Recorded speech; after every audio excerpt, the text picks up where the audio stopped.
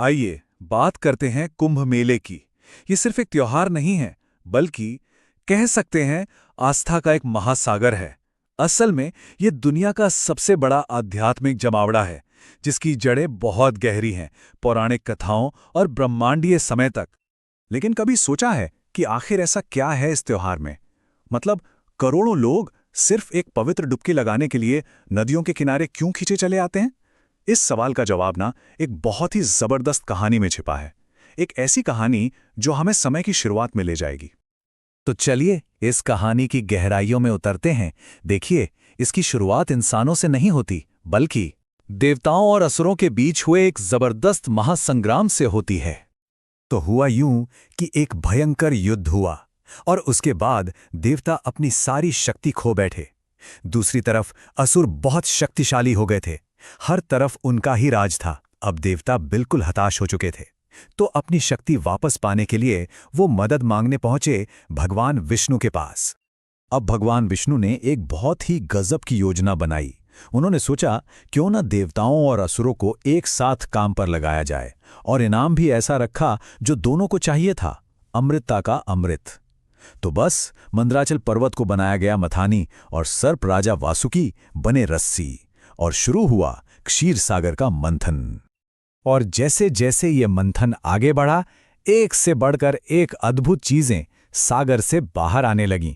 सोचिए जरा, देवी लक्ष्मी, इच्छा पूरी करने वाली कामधेनु गाय, दिव्य हाथी ऐरावत, ऐसे कुल 14 दिव्य रत्न निकले।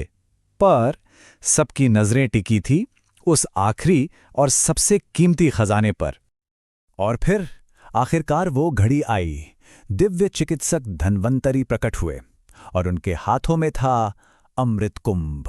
जी हां, दिव्य अमृत से भरा हुआ वही कलश। मंथन का मकसद तो पूरा हो गया था, लेकिन असली कहानी तो अब शुरू होनी थी। जैसे ही अमृत का कलश सामने आया ना, देवताओं ने एक इशारा किया और बस इंद्र के बेटे जयंत ने वो कलश लिया और सीधा आकाश में उड़ गए। और यहीं से शुरू हुई वो जबरदस्त दौड़ जो पूरे 12 दिनों तक चली। और अब जो बात है वो बहुत दिलचस्प है। ये जो देवताओं और असुरों की लड़ाई थी ना, वो सीधे सीधे धरती पर मौजूद 4 खास जगहों से जुड़ती है। अमृत के लिए ये जो संघर्ष था, ये पूरे 12 दिव्य दिनों और रातों तक चला। ये जो नंबर है ना 12, ये पूरे त्योहार को समझने के लिए बहुत जरूरी है। आगे पता चलेगा कैसे। और पता है, इस खतरनाक सफर में अमृत की रक्षा के लिए पूरा ब्रह्मांड एक साथ आ गया था। सूर्य ने कलश को टूटने से बचाया, चंद्रमा ने अमृत को छलकने नहीं दिया, बृहस्पति ने उसे असुरों से बचाया, और शनि ने जयंत की रक्षा की। मतलब एक पूरी टीम लगी हुई थी। इसी भागदौड़ और संघर्ष के बीच कलश से अमृत की 4 बूंदें छलककर सीधा धरती पर आ गिरीं। और बस यही वो घटना थी जिसने धरती पर 4 महापवित्र तीर्थ स्थल बना दिए। ये 4 बूंदें गिरीं प्रयाग, हरिद्वार, उज्जैन और नासिक में। और जिन नदियों में ये बूंदें गिरीं, वो हमेशा के लिए पवित्र हो गईं। इसीलिए आज भी कुंभ मेला इन्हीं 4 जगहों पर लगता है। तो अब सवाल ये है कि मेला कब और कहाँ लगता है। इसका भी एक पूरा हिसाब है। ये कोई ऐसे ही तय नहीं हो जाता, बल्कि इसका पूरा कनेक्शन सितारों और ग्रहों की चाल से है। यहां पर ना समय का गणित थोड़ा अलग है। देखिए, देवताओं का जो एक दिन होता है, वो धरती के 1 साल के बराबर होता है।